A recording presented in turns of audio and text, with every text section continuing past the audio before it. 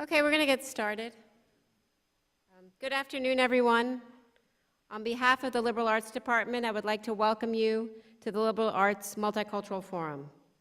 We host this forum each semester to encourage conversations on a multitude of issues relevant to our diverse society and campus.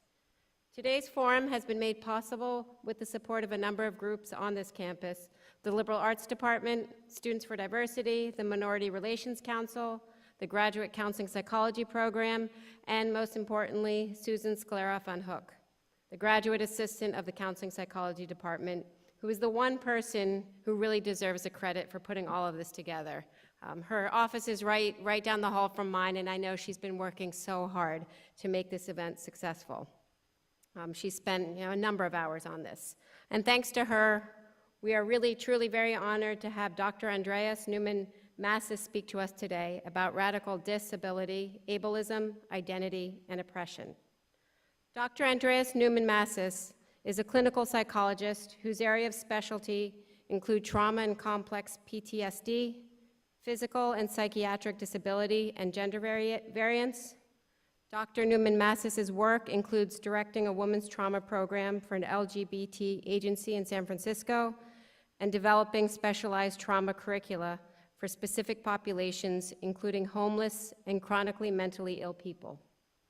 Dr. Neumann-Mascis founded and developed the Meeting Point, a multidimensional center for healing and growth in Jamaica Plain, Massachusetts. The Meeting Point supports over 20 independent providers and offers mental health and bodywork services that are gender and trauma informed. The Meeting Point also offers community events and discussions, hosts visual and performance art shows, and offers resources to a variety of community organizations. So please join me in welcoming Dr. Neumann-Mascis.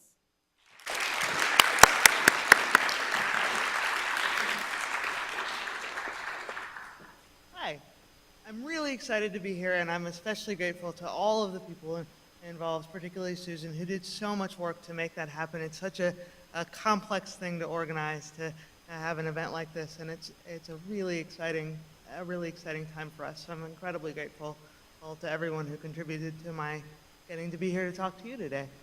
And I think I'm going to start just by telling you a little bit about the Meeting Point, actually, because it's at the core of some of the things that we're going to talk about. But what I'm going to do is I'm going to talk about disability, I'm going to talk about ableism, I'm going to talk about social justice, and we're going to do that for an hour-ish. But all the while, what's going to happen is that even if this is a topic that's new for you, there are going to be themes in this topic that feel familiar to some of the things that you're doing, some of the things that you're passionate about, some of the things that you're curious about. And so what I would love is toward the end of our time together, for us to have conversation together, because everyone is coming with different knowledge and different perspectives, and I think it would be really meaningful if we could all kind of connect together around the themes within this conversation that feel familiar. What's really exciting about the fact that this conversation is happening is that disability and ableism, and for those of you who are in various programs, you know this to be true, this is not a topic that you hear about very much. And so the fact that we're able to have this space and able to have this conversation together here today is really exciting, and I'd like it to also be meaningful to what's important to you right now. So again, I want to just invite you to kind of think about places where what I'm saying might resonate for you, or questions that you might have. If you do have questions, I promise you're not the only one in the room who has that question, and so it's going to be a really relevant question to ask. But actually, I said I would start by talking about the Meeting Point. I'm going to do that. I have spiffy postcards that'll tell you all about the Meeting Point. But what the Meeting Point is it's a collaboration of basically shrinks and body workers. So I'm a psychologist, we have social workers, we have mental health counselors, we have marriage and family counselors. We also have an osteopath, we have acupuncture, or we have massage, and then we also have an art gallery space where we feature local artists, and we have some performance art that happens there. And the reason I bring that topic to our conversation is that what we've discovered at the Meeting Point is that there are a tremendous number of ways for people to connect to each other, and a tremendous number of ways for people to heal. and that it is really in connection and really in conversation with each other that people have the experience of feeling a part of something and feeling like they have the opportunity to heal in lots of different ways. And so it's a place where some of the things that we're going to talk about today around disability and oppression and really get to kind of work through in finding different ways for people to connect meaningfully to each other. So that's the meeting point. Also, I have spiffy postcards, so if you need a spiffy postcard, come and get it. One of the other things we have at the meeting point is that I didn't bring with me because we ran out is rainbow brains. We have these stress balls that are shaped like a brain that are also very distracting and fun, but not very packable. So where I'm going to start is by silencing my phone. Where I want to start is first in looking at the arc of how our understanding of disability has changed over time. So our first model for understanding disability was what's called the medical model of disability. And it basically functions like this. It basically says, as human beings, there's a standard set of capacities that we all have. And those capacities have to do with what we can do in our bodies and how we perceive things and how we process information. And so there's this sort of standard set of abilities that we all have. If you are someone whose abilities fall outside of that standard set of abilities, you have a medical problem. And that medical problem requires some kind of intervention.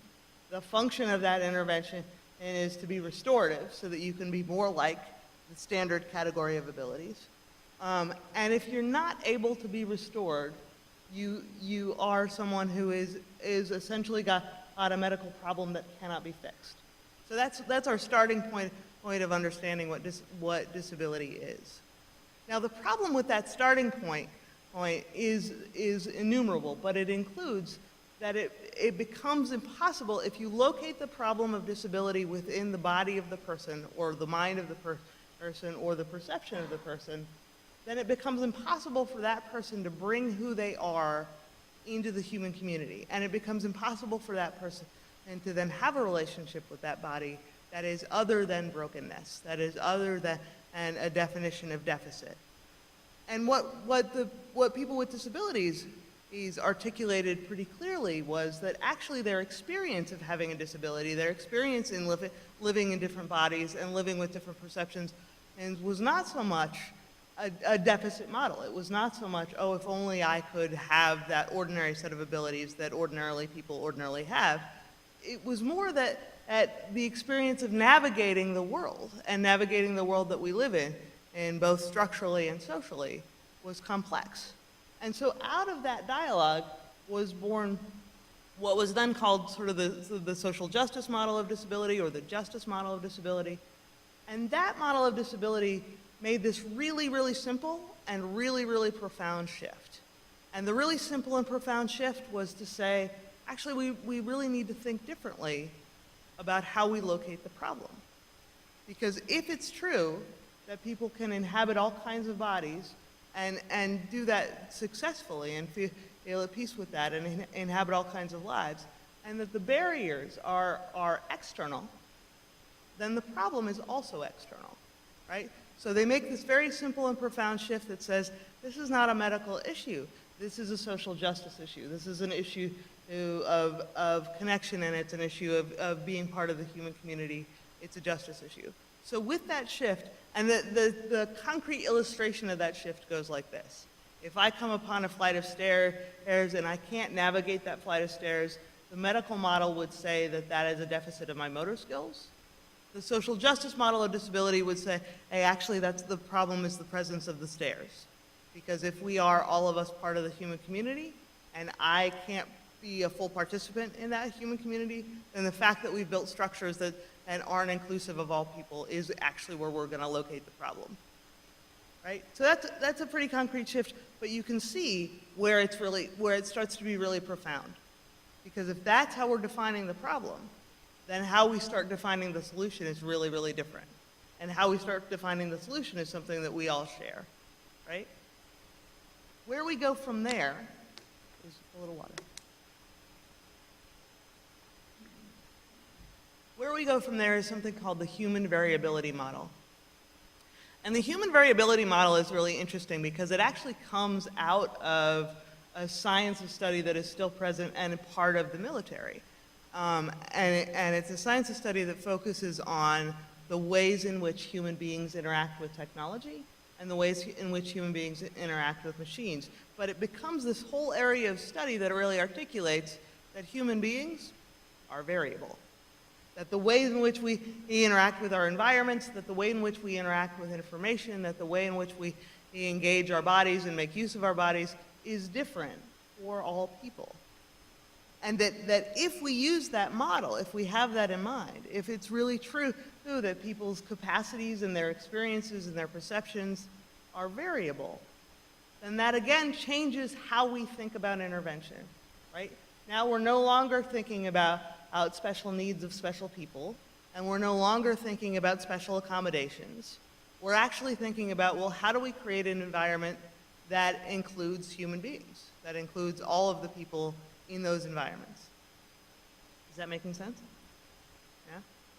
Yeah? So where we go from there, so human variability, where we go from there is something that's called disability justice. And what's interesting about disability justice is that disability justice says, not surprisingly, wow, the disability rights movement looks really white and really heterosexual, and that's not all of our experiences. And it looks really, really middle class, and that's not all of our experiences. And wow, having identities that are not white, heterosexual, and middle class also means that our experiences are really different and are not being articulated. And so disability justice really says that there is a convergence of identities that are meaningful in how people have experience in the world. Oh, that issues of class, that issues of race, that issues of education and access, all of those things shape and reshape what it is to be a person with a disability, so that it's not sort of a monolithic identity, and it's an identity that gets re-articulated through the experiences of and the convergence of other identities, through the intersectionality of multiple identities. And rightly so, the disability justice movement points out that we are, not all of us, not really allowed to have more than one disability, more than one identity. And this is true of human beings. You're not really allowed to have more than one complicated adjective. And for the most part, you're not the person that gets to decide which adjective that is. For the most part, it's the adjective that the world is reacting to is the one that you most have to navigate and the one you most have to respond to, and it often invisibilizes the other identities that are significant to who you are in the world. Well, there's a lot that's complicated about that, including that it defines the problem or defines the barriers in navigating an ableist world in really homogeneous ways, in ways that say that it's the same for all people, and it really isn't. It's really very different depending on what other aspects of your identity are in play. But the other part of that is that it actually really isolates people from different aspects of themselves and from their different aspects of their community. So if I'm in a position where I'm queer and I am really identified with queer community, does that mean that my identity as a person with a disability doesn't get seen? Does it mean that my identity as a queer person is less legitimized because it's not as compelling as my identity as a person with a disability?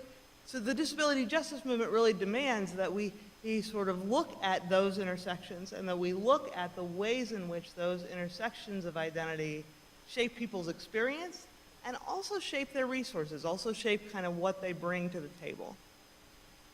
And what's particularly interesting about that is that it brings with it a kind of an undercurrent of feminist psychology, in that what it suggests is that the beginning of our making real change in the experiences of human beings, not exclusively people with disabilities, but the beginning of our making real change as humans is really being able to shift into an understanding of ourselves as in collaboration.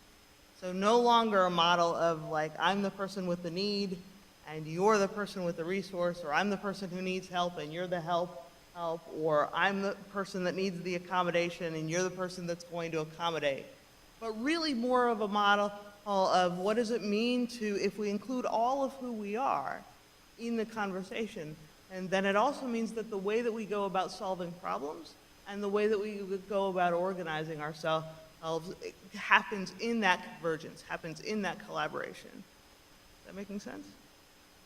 So that becomes a really powerful and really radical shift. And if you haven't done any of the reading from the disability justice movement, please Google it, because as there's some blogging that's happening right now that is so profound and powerful and gorgeous, and will speak more eloquently than I do to this aspect of the movement. But it's the beginning of really profound change.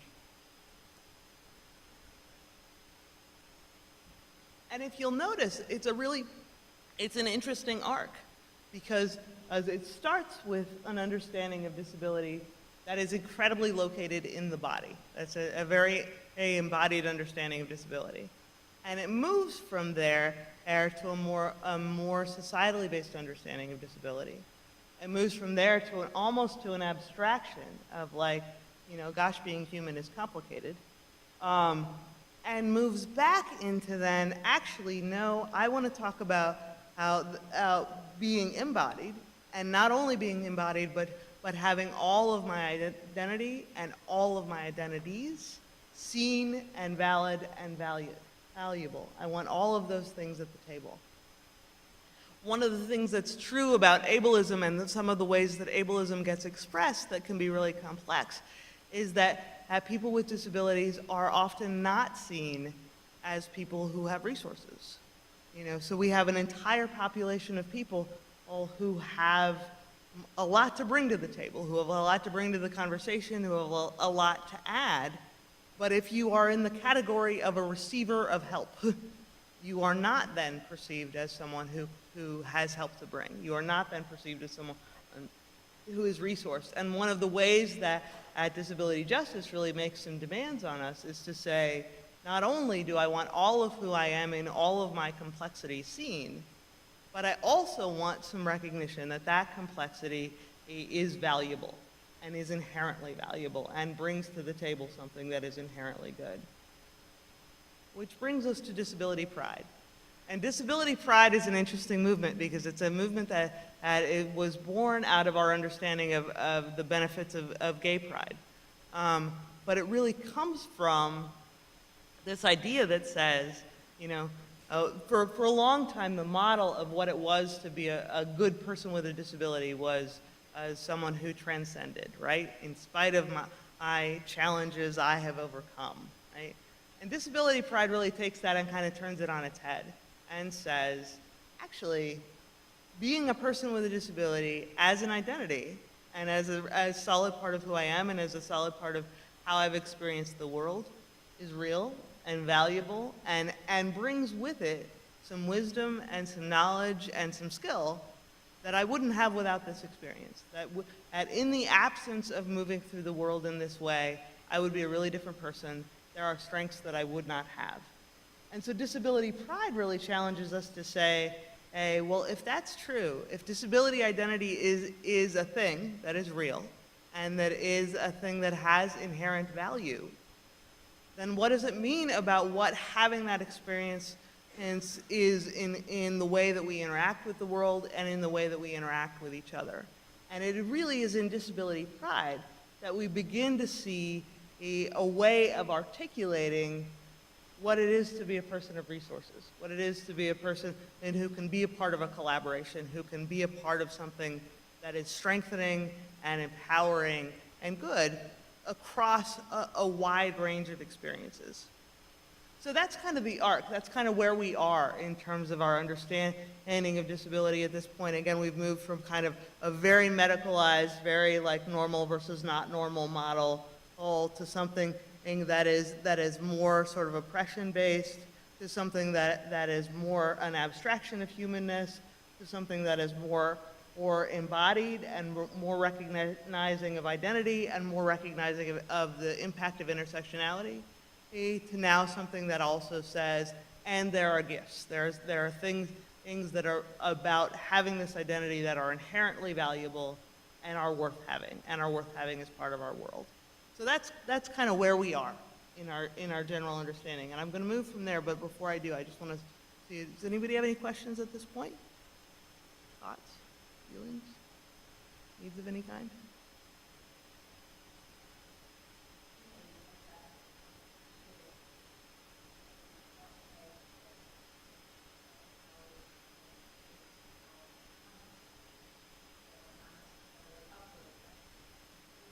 That's my favorite question ever. And you're absolutely right, and it's a nice segue to what we're going to talk about next. But you're absolutely right that the systems issues involved in what it is to be a person with a disability, and the systems issues involved in what it is to have access for all humans, is very complicated, and that on a system, the system hasn't yet accomplished what we as human beings have accomplished in terms of understanding the inherent values. But you're absolutely right. Where the money is the thing to pay attention to in terms of where we all are. So I'm gonna pick up on more of that. But that's an excellent question. What else? Other needs? Okay. So I'm gonna keep talking, but you're gonna have to talk at some point. So keep warming up. So where we're going to go from there is really as a manifestation of part of what you're talking about. It is really looking at sort of what does that mean in real life. And so in order to do that, what we have to do is we need to kind of look at all of these issues through the lens of social justice. And I know that that's a word that a lot of us are using a lot. I know it means a lot of different things to a lot of people. What it means for us today, for the purposes of this conversation, is that social justice has basically two parts. The first part of social justice is that we recognize that all people have the right to have access to the resources that they need to make a life. So what are the resources that we need to make a life? We need housing, we need health care, we need access to education, we need access to community, all of the things that we need to make a life. We believe that all human beings have the right to have access to the resources that they need to make a life. That's the first part. The second part of social justice is that we recognize that access is stratified based on identity membership. So we recognize that in this culture, depending on your identity and depending on how your identity is perceived, that's going to have a huge impact on how you experience your access to resources. And we know that, right? We know that access to health care depends on race, and depends on class, and depends on gender, and depends on ability. We know that access to education depends on all of those things. We know that all of the aspects of all of our identities have an impact on how easily we are able to access the resources that we need to make a life. That is a thing that we know to be true. And so when we're talking about social justice, we're talking about really the recognition of that stratification, and we're talking about the recognition that impact of identity is real, and is real in terms of how we access resources. What that means from a disability standpoint is exactly the point that you're making as well, which is that the ways in which identity defines our access to those resources shifts depending on how we're perceived, depending on what that means. Interestingly, we are at a really powerful time, and the really powerful time that we're in is a time where the Americans with Disabilities Act, the ADA, is turning 25, and the baby boom generation is coming into seniority. Like, both of those things are happening right now. What that means that is powerful in terms of our interest in disability and our understanding of what it means to be people who inhabit different kinds of bodies is that we have a generation of people who've come up through a system with an expectation of having a life, which is different than what was true of my generation, right? I'm sort of still of the last generation of people who were routinely institutionalized with disabilities. We now have a generation of people who have come into adulthood with an expectation of having housing, of having a relationship, of having health care, of being part of the human community. And if the ADA has achieved nothing else, it's achieved that. It's achieved a cultural expectation that people with disabilities are in fact part of the human community. It's achieved that very, very slowly and without a lot of teeth. But it has achieved creating that sort of cultural expectation. Along with that, we have the generation that's long been recognized as the generation that has the most power from a capitalism standpoint, just because they're the largest marketable generation. So the largest marketable generation is about to need medical equipment.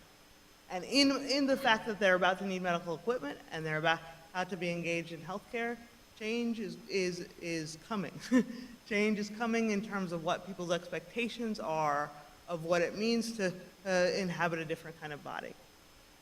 And both of those generations coming together means that we're at a precipice of real change in terms of how disability works and how ableism works. And while all of that is true, what is also true is that we are still living very much in a culture that prioritizes institutionalization for people with disabilities over facilitation in community. So what we know is that I think in 46 states now, Medicare will prioritize housing someone in a nursing home regardless of age, housing someone in a long-term care facility regardless of age, rather than facilitating their ability to live independently in their own home. What's important about understanding that is that you know, we live in a capitalist country, and what that means is that if you want to understand where we are in terms of our temperature for things, it makes sense to follow the money. And if we are still in a place where we are making the decision that says it is more important to spend more money on institutionalizing people than it is on facilitating their ability to be in community, part of what that's saying is that we have real ambivalence. We have real ambivalence about having people with disabilities in our communities. And that's true, and that's real. One of the reasons that ableism is not easily recognized as an ism in the same way that other isms are is that we haven't yet. One of the things that I sometimes say to groups is that you sort of have to be a person before you can be oppressed. And people with disabilities haven't yet kind of achieved that personhood. But part of the reason that people with disabilities haven't really achieved that personhood is because it is the one population of people that we're all going to become a part of. Plan ahead. Absolutely everyone in this room at some point in their lifetime is going to experience some level of disability. That's true. And so the way that we metabolize that now, the way that we understand that, the way that we hold that as a thing that is valuable or not valuable affects everyone. One of the reasons that we pretty consistently distance ourselves from people with disabilities is that's triggering, that it's scary. It's scary to think about the vulnerability of that. It's scary to think about the mortality of that. We don't like it, particularly in this culture. In this culture, we are very, very organized around autonomy. We are very, very organized around self-sufficiency. We hold values that say, hey, that the people who are good at being adults are people who are doing it by themselves. What we miss out on when we say that, though, is that stratification of resources that I was talking about earlier. What is true is that the person that we hold up as the person who is the most autonomous, the most powerful, or the most valued in this culture is also the person whose access to resources has been made so seamless that it doesn't have to be acknowledged. If someone makes me coffee, are they making me coffee because they think that it's the quickest way to my heart? Or are they making me coffee because they think that I'm not able to make coffee?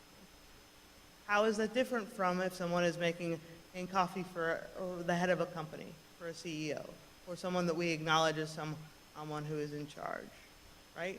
That action is the same action, carries very different meaning depending on where you are in that stratification. But what's also true is that at the higher up you are on the social justice food chain, the more access to privilege you have, the easier access you have to the resources that you need to make a life, the easier access that you have to healthcare and to housing and to education and to being members of community events and all of those things, the more seamless that is made for you, the less you have to acknowledge that you're being supported in all of those activities.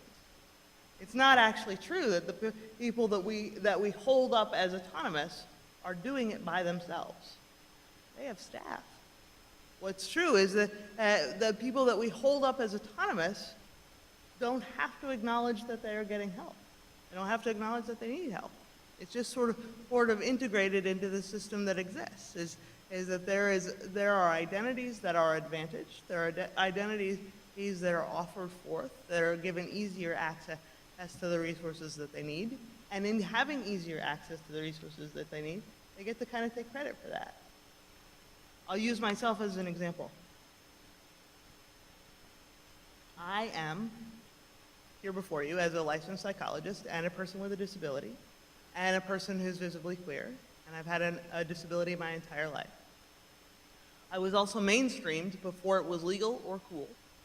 And I was mainstreamed largely because I was white, and I came from a middle-class household, and my father was an officer in the military. People didn't say no to him.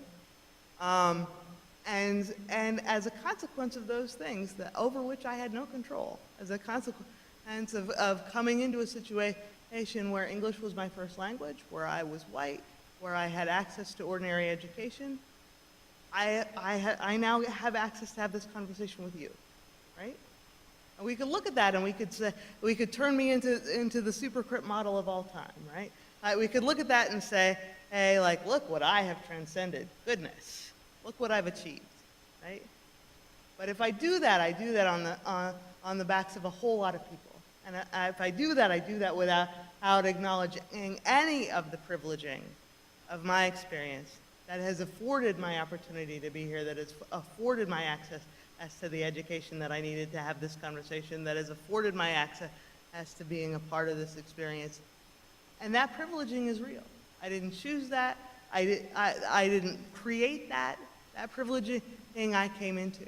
And that privileging shapes my experience as a person with a disability. So that's what we're talking about when we're talking about what does it mean to experience ableism in this culture, or what does it mean to have a disability. We're actually talking about what are the systems of oppression and access that define people's experience, that define their ability to engage in a life, that define their ability to engage in the human community. And that's where the real challenge in navigating ableism is. The real challenge in navigating ableism is that we have to be able to acknowledge that we're not talking about like, oh, I meant well and I didn't realize, or I didn't know what the right word was to use, or I didn't understand. We're actually talking about what are the barriers, structural, political, and social? What are the barriers that define people's experience in the world and define their ability to move through that world? And how are those barriers organized around the identity categories that define our access to the resources that we need to make a life? That making sense? That was a lot of ideas all at once. How are people doing? What are you thinking about? Any of that resonating with any of the stuff that you're doing in other places?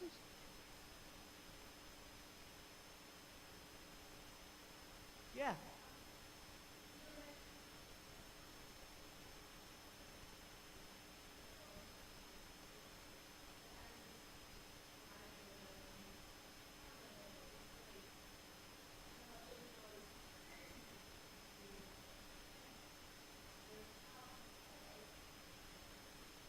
Mm-hmm.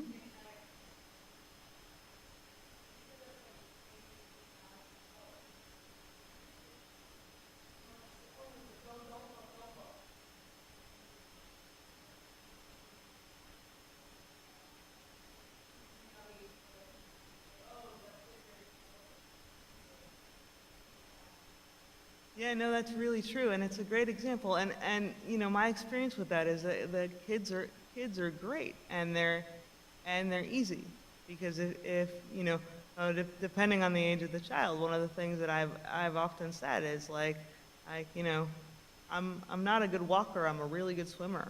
You know, like I'm not great at math, I'm really good at art. Like there are ways that children have an understanding of difference that hasn't yet been made a scary or terrible thing for them until it's made a scary and terrible thing. Yeah, it's a great example. What else? What else are people thinking about? Yeah.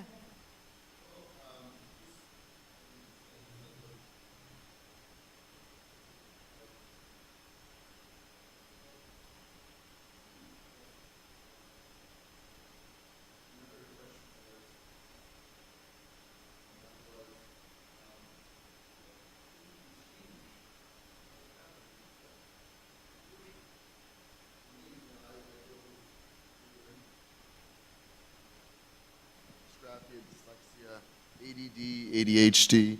Oh, wow, that's different. And someone said, would you change that? You know, I've struggled greatly in education and academics my entire life. And I said, no, because that's gotten me to be who I am today. And so I wanted to put that same question to you. Like, would you change anything if you could? Well, what you're describing is a really powerful example of, and I don't know how you identify around this, but it's a really powerful example of what some people would describe as disability pride, which is the ability to say, like, yeah, all of these have been, you know, tall mountains to climb, but in having climbed them, I have strengths that I wouldn't have without them, you know. And I think, you know, my experience of that is really that I think that all of us have the opportunity to kind of maximize who we are, sort of physically and emotionally and intellectually, and I want all of us to have the opportunity to do that. But you're right, I wouldn't actually change my experience because I don't know, I know who I am in the world now, and that would be really, really different if I had to section off some part of my identity and make that a different thing. Yeah.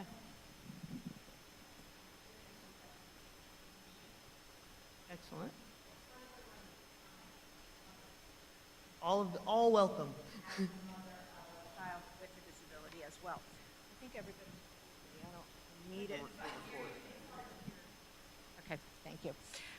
So as the mother of a child with a disability and not a clinician, certainly her father and I have spent her lifetime telling her that there are many different kinds of intelligence.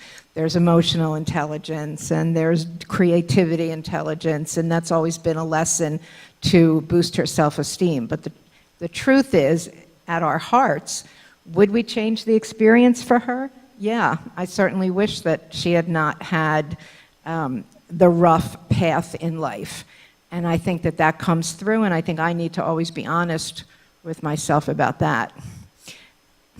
I think that's a really important thing to acknowledge, and I think that part of what you're talking about and part of what we all struggle with is and certainly as parents, the thing that you want most is for your kid to have access to all the things. You know, I want my kid to have all the privilege. I want them to have all of the resources. I want them to have seamless access to all the things. I don't want any of it to be painful. And Right. that's really, really true and really, really natural. And I don't think that having disability pride is about having to ignore that or having to pretend that that's not true. So any more than I'm required to pretend and that there aren't days that I wish that things were happening more quickly or more easily or weren't so incredibly complicated. Why does everything have to be so complicated? But I think disability pride isn't so much about saying like, you know, it's fine with me that it's hard. I think it's more like saying, and given that it's hard, there are gifts that I have because of this experience that I would not have without it. And I think even from a parenting standpoint, right, there are certainly strengths that you have as a parent and gifts that you have as a parent, that if you had an ordinary child in an ordinary way, you wouldn't have those strengths. So it's not about having to say, oh no, that's not true. It's not true that I wouldn't want her to be an athlete if she could be. It's more about being able to say, sure, all of us have things that we longed for, that we aren't going to get to have. That's the nature of our humanness. And what's also true is that there are real gifts in what we actually have that can be really grounding, particularly in those moments of vulnerability.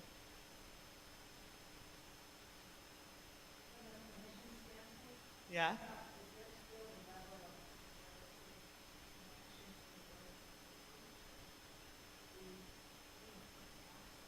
think right now, you know, I don't get excited about language too much, just because as it's an ever-changing thing, and it's such a powerful expression of oppression and oppressed that.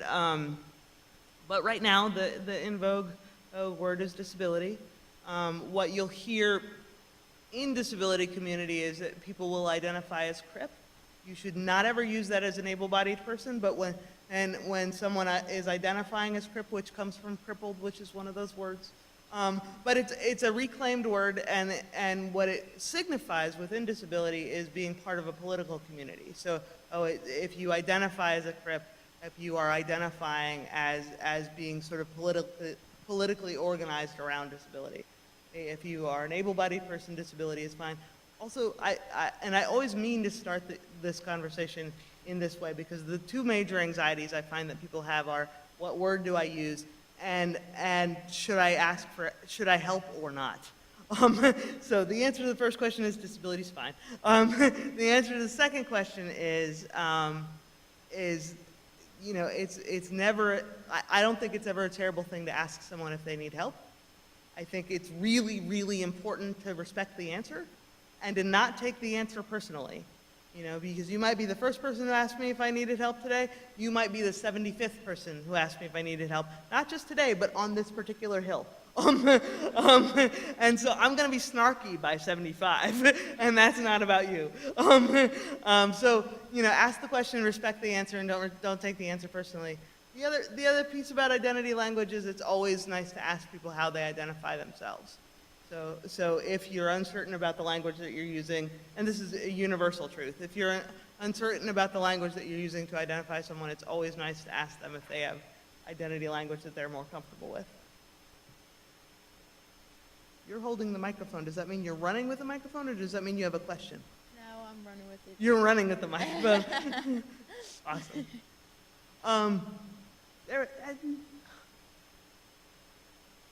Thank you for running with the microphone. Thank you. You mentioned that in our culture, independence is so highly valued. So I'm wondering about other cultures in which interdependence is valued and what that means for people of differing ability statuses. You know, the question of international connection to disability is a really interesting one.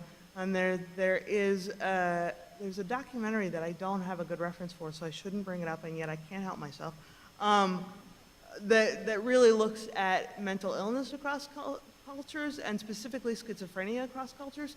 And it's a really interesting documentary because it looks at the ways in which, particularly Western culture, isolate people with mental health disabilities into small rooms with single other people, and you know, and do that. There's both been research in chronic mental illness like schizophrenia, and also in PTSD. The model that we have of, like, the two of us are going to sit by ourselves in a room for a little under an hour, and you're going to tell me painful things, just looks crazy to other cultures.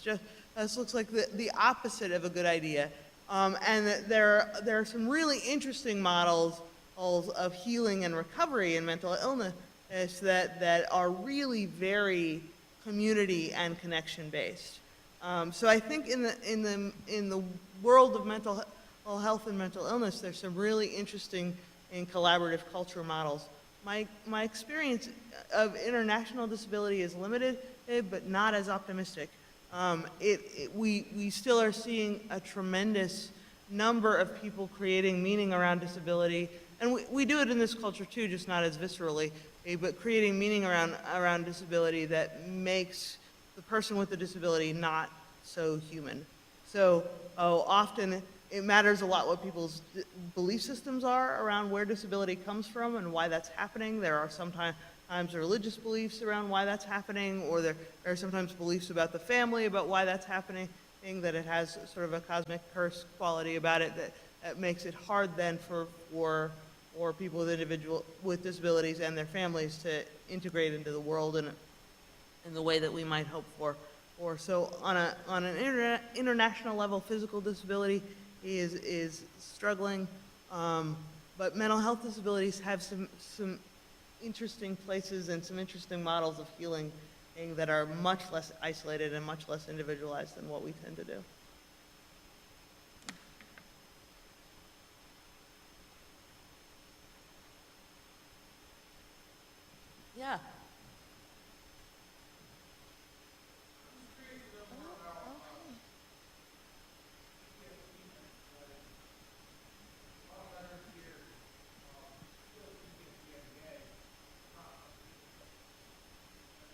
do.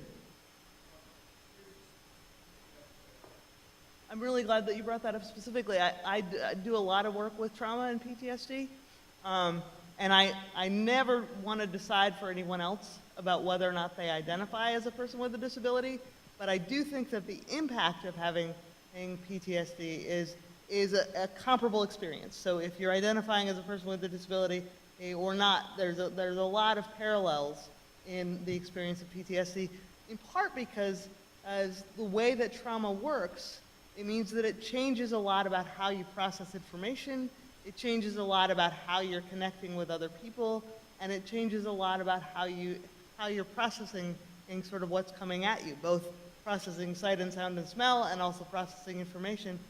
And so when you're in a place where your processing of things is really different, and then your access to how you respond to things is really different, and there's a lot of parallels in the experience of people with disabilities and that experience. And you're right, particularly in the military area where models of what it is to be strong and powerful and capable in the world don't afford a lot of room for difference, don't afford for a lot of room for how to navigate your world differently than that, and still very much function from a strength and weakness model.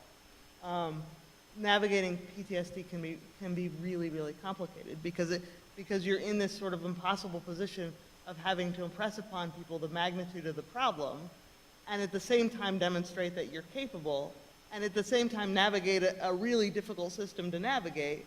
And if all of those things are true at the same time, all of those things kind of can't be true at the same time. And I used to work a lot with folks with accessing SSI, and the thing about SSI is that if you have the abilities that you need to be successful in that system, you have too many abilities to qualify to be in that system.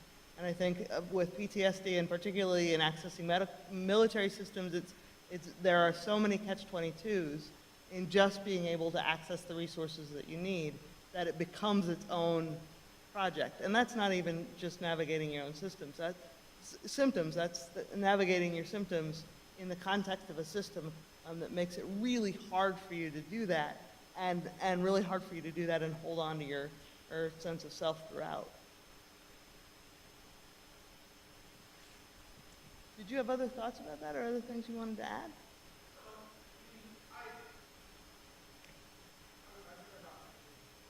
Uh-huh. Mm-hmm.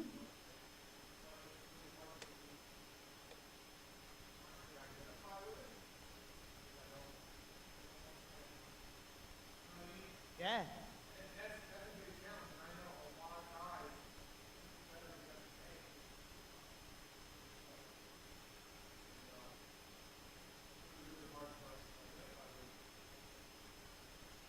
No, that's absolutely true. And what's also true about that is that we were talking about this earlier today, but a lot of the really fundamental change that's happened in the disability rights movement has happened because of the military. It's happened because people come into the military at the height of human ability and strength, and then have experiences that not only change your experience with yourself, but also then change your social location, right? Change where you are and how you're perceived by other people. And that change is so stark and so dramatic that's actually the beginning of where the beginning of where people started talking about disability as a civil rights issue is really about that. It's really about saying, how is it possible that we can sort of take our best and our brightest and render them part of a community of people that we identify as not quite human? Like, that's a big drop on the social justice food chain. And so it's actually in being able to acknowledge that both of those things are simultaneously true.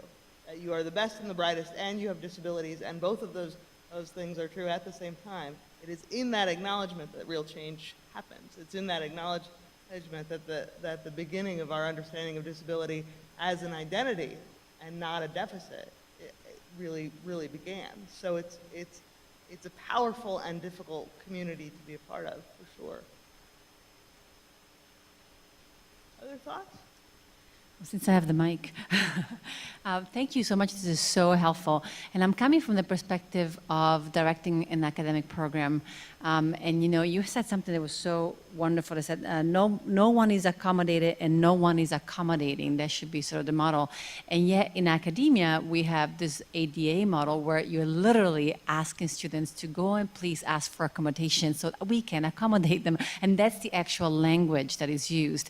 So I'm trying to think about, following up on you, how do you step out of the system, which is very similar to, so if you don't have a diagnosis, how do you access resources? But the system itself is locking it into the medical model. The system itself is built, seems to be around the medical model. And so do you have any suggestions as to how some of us within the academic structure can ask or advocate for changes that would allow us to step out of this vicious circle, which seems like a vicious circle?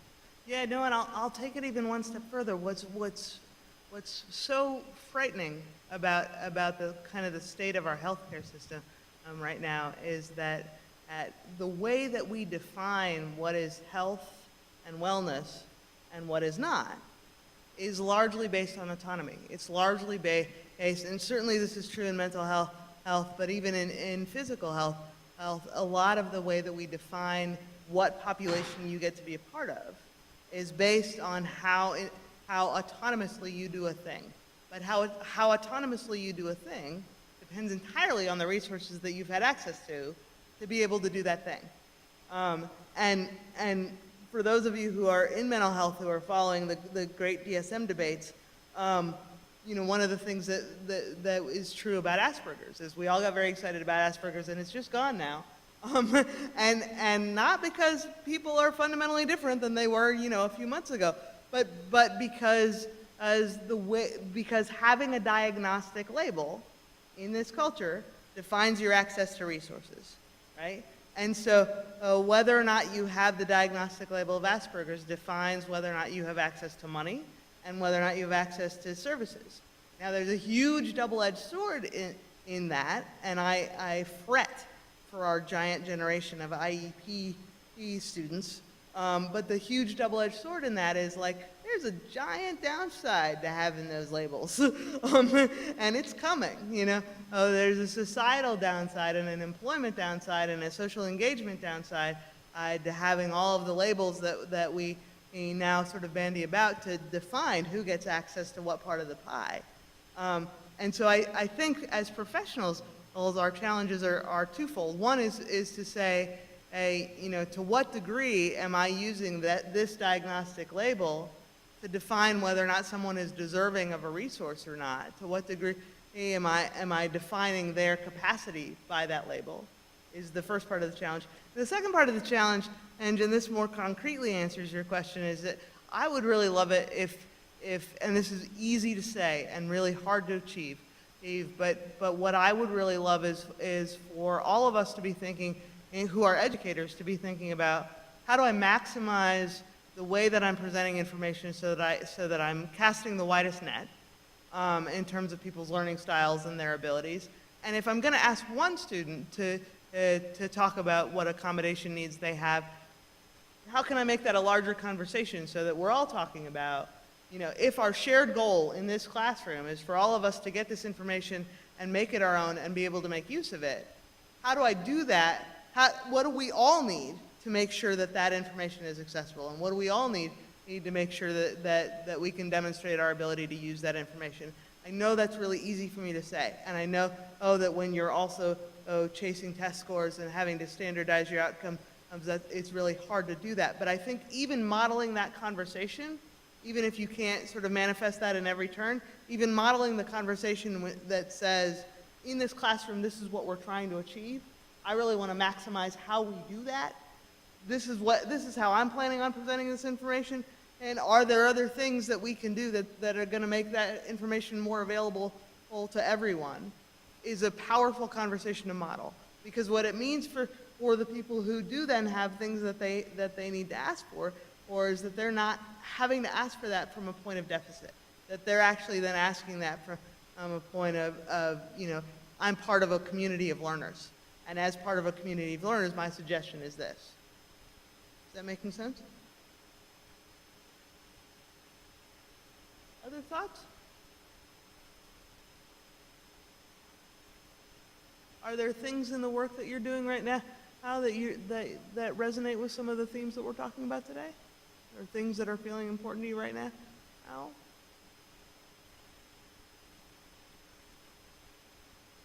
I know it's after 4 in the afternoon.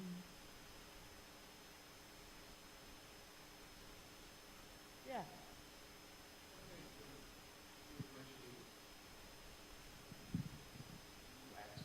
Uh-huh. To whatever.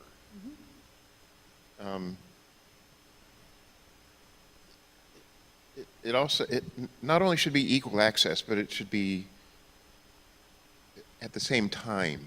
You should be able to have something, a person with a disability should be able to access that thing at the same time as any other person.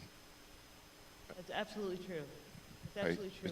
Just a comment, it's something we're going through with our son, that he's going through, actually, that we're trying to support him on.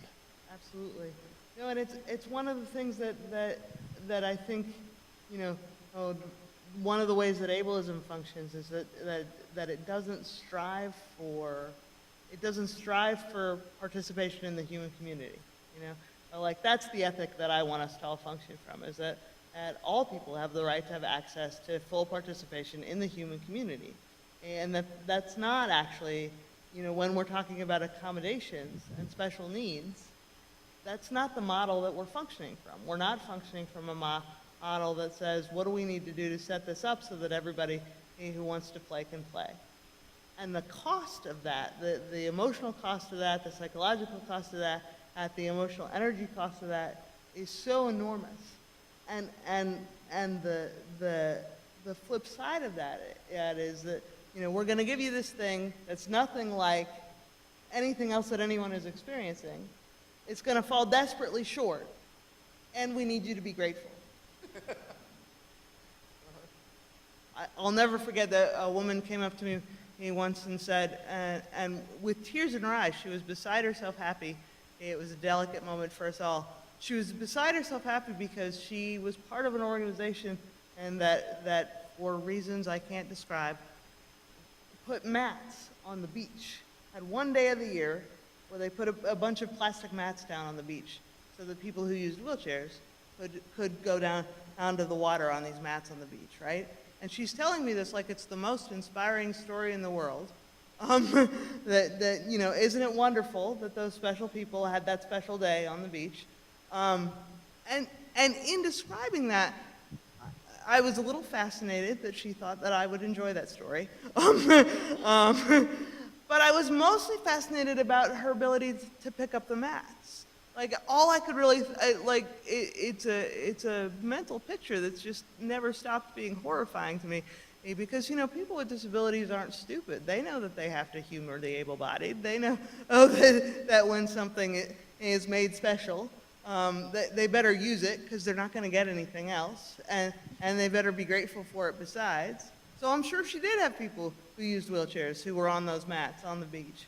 But all I could think about was, like, how does it happen that you're one of the people that picks up the mat at the end of the day? Like, how do you, if in fact that was the most inspiring day on the beach ever, and you got to see people who use wheelchairs being part of the human community and being able to hang out on the beach like humans do, how do you then pick up those mats and say, oh, well, so much for the other 364. Like, you know, Finney, we've got a way to solve this problem, but now, you know, your special day is over. And it really speaks to, I think, a level of objectification that we're pretty invested in around the experiences of people with disabilities. There's a reason we don't facilitate people with disabilities to be in community, and it's not because we can't afford it. It's actually much cheaper. It's because we're really, really ambivalent about it. The place where you really see that is actually in the Right to Die community. Okay? Because wherever you are on the Right to Die issue, the Right to Die issue is organized around somebody else's perception of quality of life, right? So the very first person that was facilitated with Kevorkian in the beginning of the Right to Die movement It was a man who had a spinal cord injury. He had a spinal cord injury, he was a teacher, and he had an apartment and a job and a life. And he got a pressure sore, because when you have spinal cord injuries, you're vulnerable to pressure sores. He got a pressure sore, or because he didn't have adequate attendant care. And as a consequence of having pressure sores, he had to go into a nursing home for a period of months to heal his pressure sore. He did that. And then he got out, he lost his job, he lost his apartment, he got out of the nursing home and got a job, got an apartment, got another pressure sore. He did that 3 times. And at the end of the 3rd time, he said, I'm kind of done. Like, I'm done. And the court's decision around that was like, yeah, who would really want to live with a spinal cord injury? And it's really the place where you see the way that we articulate the experiences of people with disabilities, that we both were not only it's not that people haven't thought about this, or just don't realize, or just didn't have the right access to information. It's that disability is triggering. Disability brings up for us our mortality and our vulnerability and all of and our humanness and all of the things that we don't really want to think about. And so we want to keep ourselves as distant from that as we possibly can, and as separate from that as we possibly can. It's easy with ableism to think, people meant well and they just didn't realize. And when I'm talking about ableism, that's not what I'm talking about. I'm not talking about you used the wrong word, or you asked me if I needed help, or you didn't ask me if I needed help, or you looked at me too long. I'm not talking about those kinds of microaggressions. That's fine. We're all going to survive that. What I'm talking about is a systemic level of you are not one of us, and you are not fully human, and you're not actually meant to participate in this human community, and you only get one day at the beach, and that's real. And not because we don't have the ability to do that, and not because we don't have the resources to do that, but because we're actually really ambivalent about people with disabilities being part of our community. And until we can acknowledge that as a thing that's real, until we can acknowledge this kind of core loathing that is real, all we're ever going to say is, like, people meant well and they just didn't realize. And we're not ever going to acknowledge the impact of ableism, which isn't passive. It's not passive, it's not accidental, and it's not for lack of information. It is a systemic level of distrust and distaste for the appearance of human fallibility. And I think that if we can begin to acknowledge that, if we can say, yes, it scares me to look at your life. It scares me to think about my own body being not as reliable as it is right now. It scares me to think about not being able to do things with as much ease as I do right this minute in my life. As soon as we can say that, then we've got a shot at meaningfully addressing the needs of people all in the world that we live in. Because this is the ism that we're all going to be a part of. I promise. Everybody here at some point is going to experience a level of betrayal in their body or their brain that they're not planning on right now. It makes sense for us to create a world in which you still get to be a contributing member of the human community, whether or not your abilities change, because they will. Other thoughts? I think you're moving towards someone. Do you see someone?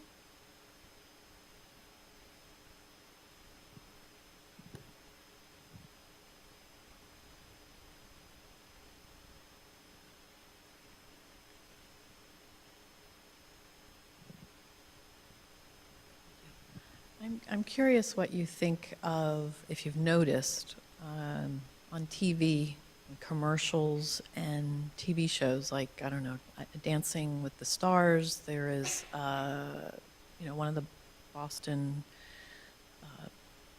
people who lost, a woman who lost her foot. I think she's dancing on that show. And then I've seen a commercial recently about a double amputee, and she's dancing and running, and so they're not hiding it as much. And I was wondering if you picked up on that, and what your thoughts are on showing disabilities on national commercials and TV, and the fact that they're strong and they're really able-bodied. Do you think that Am I just noticing that, or is there a little bit more of that now on television? I think there is more of that. I think it runs a dicey line because I mean, and I support anyone who is navigating the world with disability and however they choose to do that. So I don't mean to be critical about that. I think the thing that I want us to pay attention to, I think you're right when you say that the appearance of more people with disabilities in the larger media is the beginning of change. And that's certainly a thing that we've seen across other issues. It's certainly a thing that we've seen across other populations of people, that if it shows up on TV, it makes it less scary and a little more real and a little more normal, and that makes it a little better. It's certainly been true of the LGBT community. So I'm a fan of all of the presence of people with disabilities in ordinary life is always a good thing. The place that I feel cautious is I feel cautious about images of people with disabilities doing the thing that their disability would make more difficult to do as a way of proving themselves.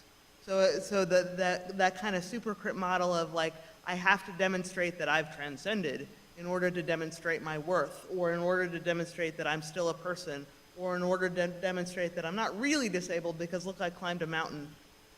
I always feel a little bit cautious about that because I want it to be okay for people to navigate the bodies that they have in whatever way they want to, including that you know, oh, if it's going to be hard for you to climb a mountain, there's no reason for you to do that in order to prove yourself. There are other things that you do that are amazing.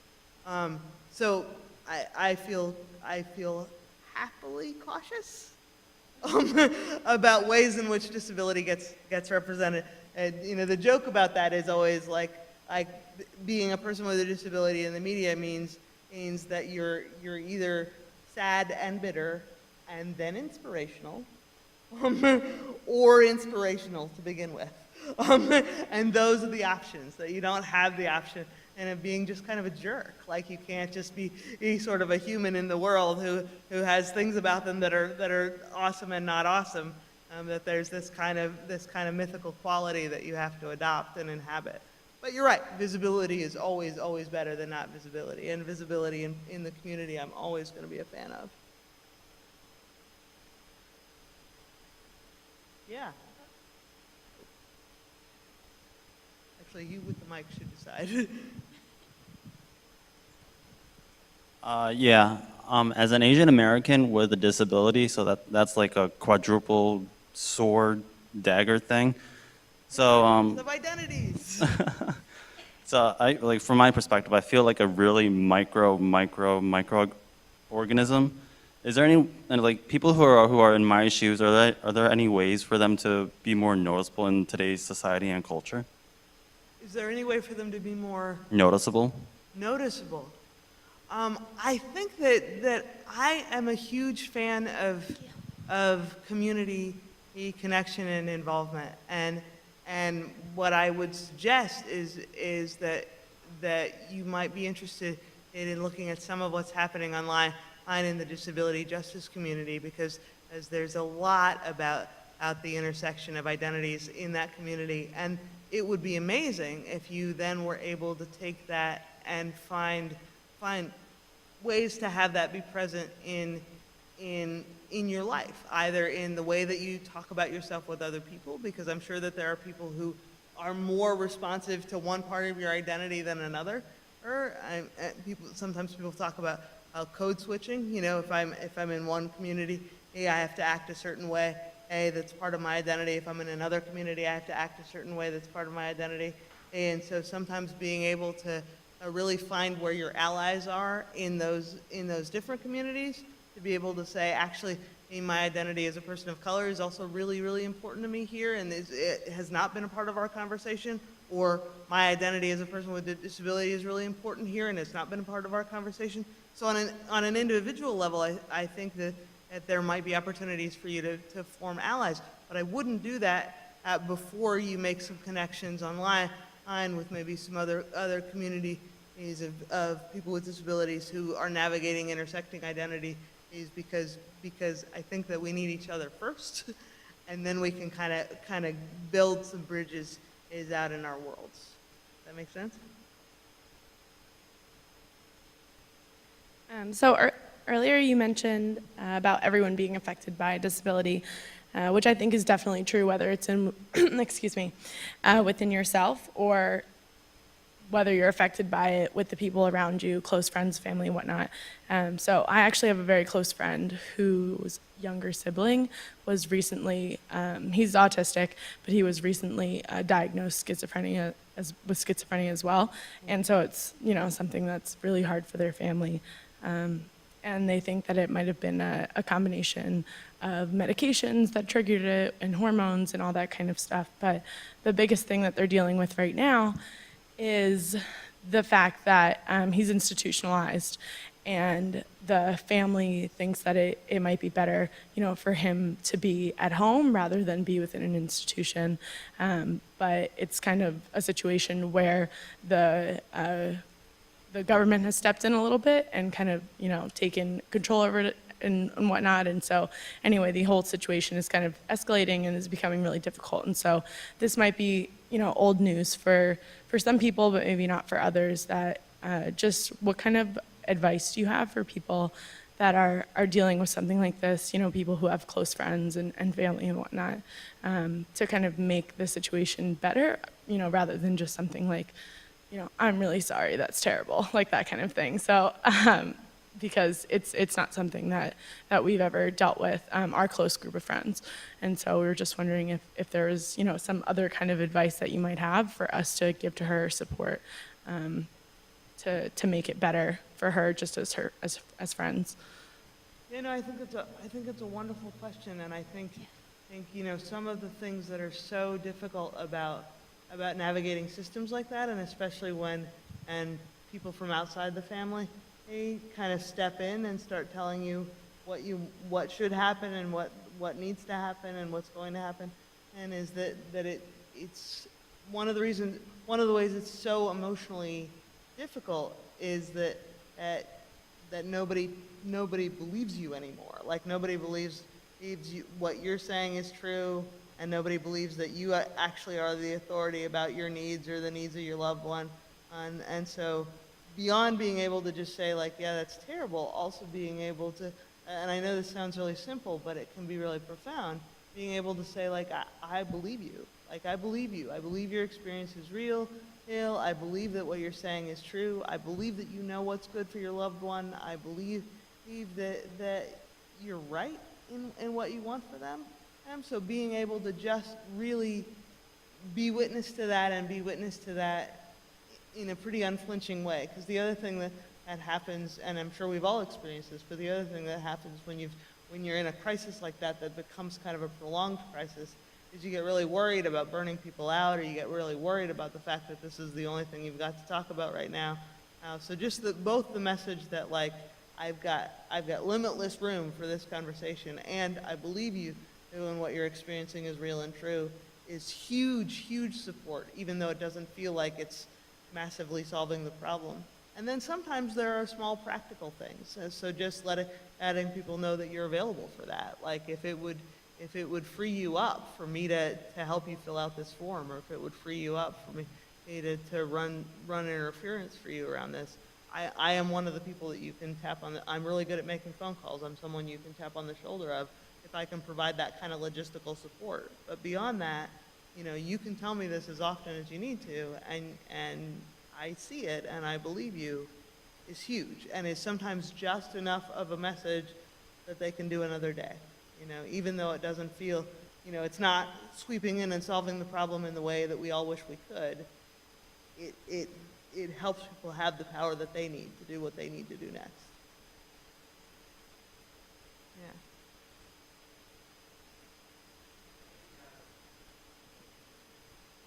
Bring up, because I don't need that thing.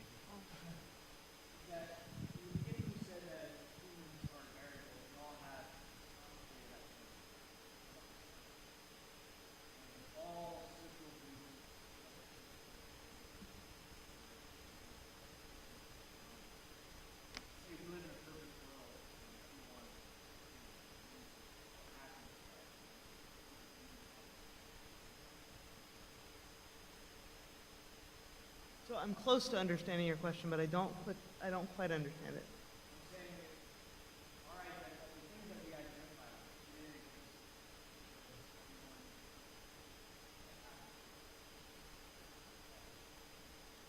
I think that's a great question. I think that I want to operationalize how we define equality, you know, because we have a tendency to mix up equality and homogeneity. We have a tendency to say, well, what would make us equal is if we're all the same, and I don't think that that's in our interest.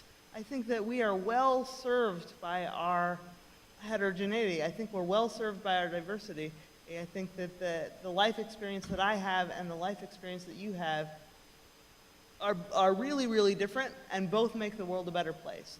I think the question is how do we create a world in which both of our life experiences can coexist, and neither one of our life experiences threaten how we get to play or threaten what we get to have access to. So I want our goal to be like, we all get to have access to the resources that we need, and we all get to be part of the community. And we can do that in lots of different kinds of ways, all of which count. Does that make sense? Did that answer your question?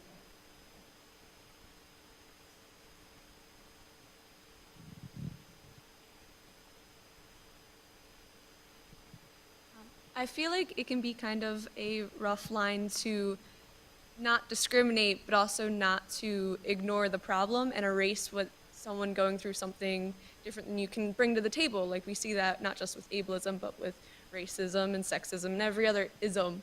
So my question for you is, do you have any advice on how someone can kind of navigate that gray area and tiptoe that line without, you know, going one extreme or the other?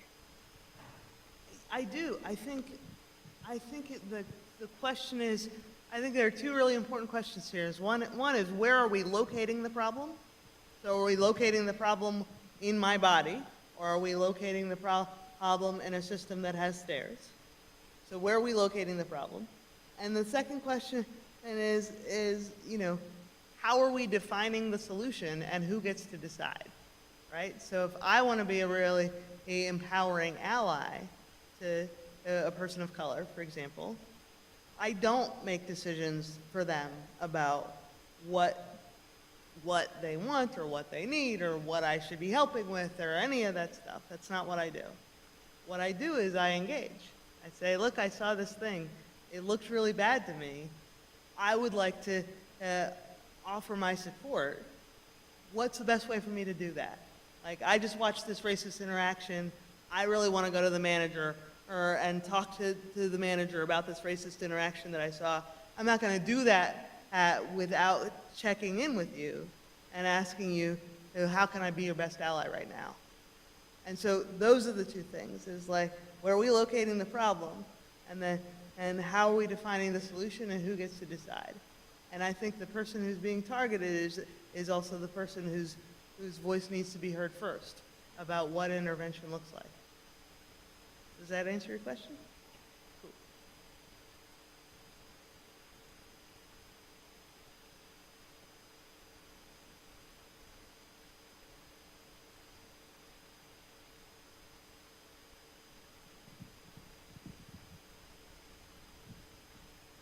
As a person with a disability, besides my friends, family, and my amazing professors here at Delaware Valley University, is there anyone else affected by people with disabilities?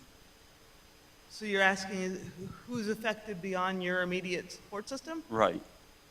I think that the world is made a better place by people with disabilities, and I think that everyone, I think that we all are affected. I think that the more privilege you have, the less you have to be aware of. So I think the easier it is for you to move through the world, the less conscious you have to be of race and class and ability and the things that define how we move through the world.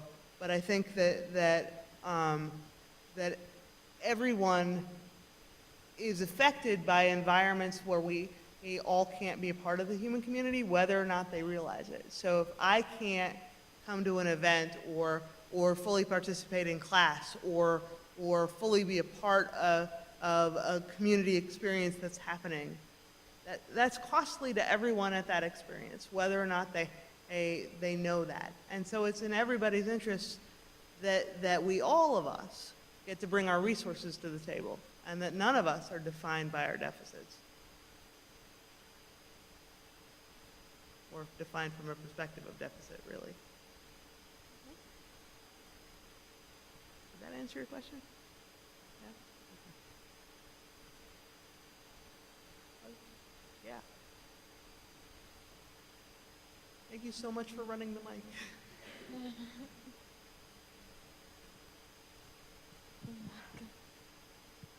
So I liked so much the question about sort of the system intervening, because so many times I feel like I'm the system. So I'm a gatekeeper. I know. That's where all my like, oh, please help me not be the system. So we have a graduate program in counseling very similar to the one that they have here, and I'm one of the people who does the admission. And so, so many times I sit with the awareness that I'm embedded in a thinking and a process and a model of, so we have a counseling program, I'm a clinical psychologist as well, embedded in a system that already has established the skills that are needed and to be good clinicians, and yet I feel there's so much intrinsic bias in that stance. While I also have designed a program around those biases, and I value them, right? I know where we're going. So sometimes we have folks who identify or don't identify with various disabilities, and sometimes they matter, sometimes they don't. But the ones that I feel the most in conflict with or struggle within myself to figure out, am I making the right choices? Am I in fact implementing a bias system? Is where there are relational issues. And of course, we're teaching folks to be in a counseling relationship. Now, I'm teaching them how I know how to be in counseling, right? I also happen to teach the main counseling course. And so those are the places where I feel I would love a little window into how can I step out of the very framework that cuts people out because they don't fit the mold. Does that make sense? It does. And I think, let me see if I understand what you're asking, is that the biggest struggle that you sometimes have is in how people are relating to each other? No, it's if you can't read social cues, can I still teach you to be a good counselor? And sometimes I feel like I see so much talent and I see so much potential, and yet I don't have the means to somehow figure out a way to use that talent and use that skills within my framework. And I can't figure out a way of getting out of my own way. Does that make sense? It does. I think often your best source of information is the person that you're worried about. And so being able to have a shared understanding with that person about kind of what you're seeing as the thing that's holding them back and what they might be seeing as the thing that's holding them back, and really approaching collaboratively, like if, for example, social cues are not your best thing, are there muscles that we can build that will help you balance that out? Like, are there compensatory strategies that we can kind of help you build out on that are going to help you balance out that this is not your strength? But before we can have that conversation, we have to be able to have the conversation and where we have a shared understanding of what I see is holding you back. Because part of what you're describing is you're seeing people who have strengths and abilities that they're not getting to fully realize because of the things that you're seeing as holding them back. So being able to first say, can we have a shared understanding of what that is? And then can we think creatively together about what's going to help you with that? Or can we think creatively about what's going to help you to balance that out? Because without that shared understanding, that might be the end of your superpowers. If we don't have a shared understanding of the idea that there's a problem and what that problem is, it's going to be hard for us to collaborate on a solution. But if we can have a conversation where I can say, this is what I see you doing great, and this is where I see you being held back, or where I see you not being able to fully realize everything you've got to give, and we can do that, then we can do the next step, which is like, can we think together about how to make that work? Yeah. Yeah. get the shared understanding, partly because we have a very transparent process, and I'm happy to be openly, let's say, openly not smart. Meaning, I'd rather say the wrong thing and see what I see so that somebody can challenge me back and tell me how I'm wrong so that I learn we can get to what it really is, right? So I tend to be very transparent at admission about what I see and what I don't see, and help me understand how you might get there or how we might provide whatever might be needed. But then I get stuck there. So the transparency may be there, and then what happens most of the time is I end up mentoring the person out of counseling into, I don't know, teaching or some other place where I can see all the talents manifesting themselves without having to use a certain type of skills. It just feels like an inadequate answer, but I can't see myself the road past that corner.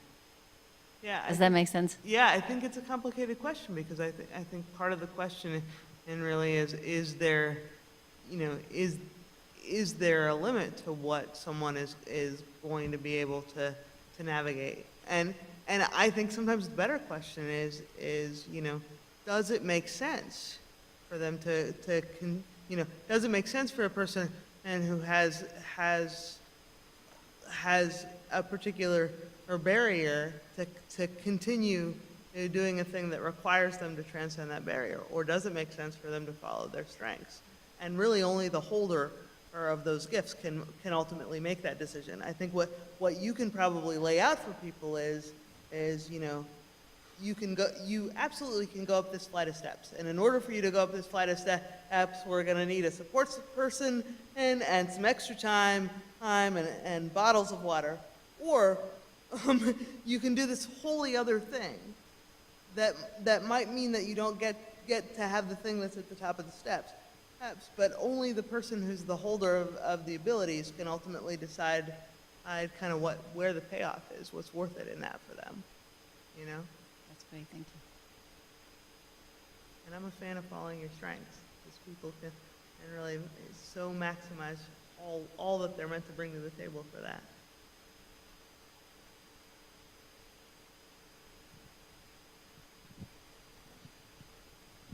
As someone that identifies as having multiple disabilities, but also I'm sort of able-bodied, I don't know quite how to interact with it.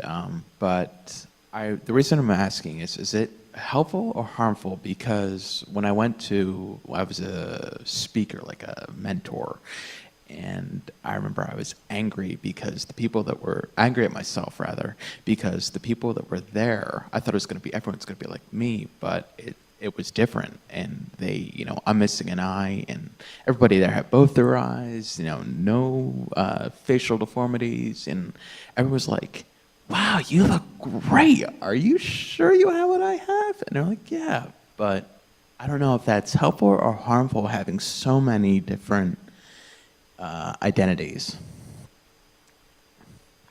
I think that people I want people to feel really empowered in the world and really like they can sort of realize the things that they are most excited about. And I'm a fan of however that happens. And I think that being able to have disability, I know for myself that I did not identify as a person with a disability for a very long time. And I did not identify as a person with a disability while I was also a full-time wheelchair user.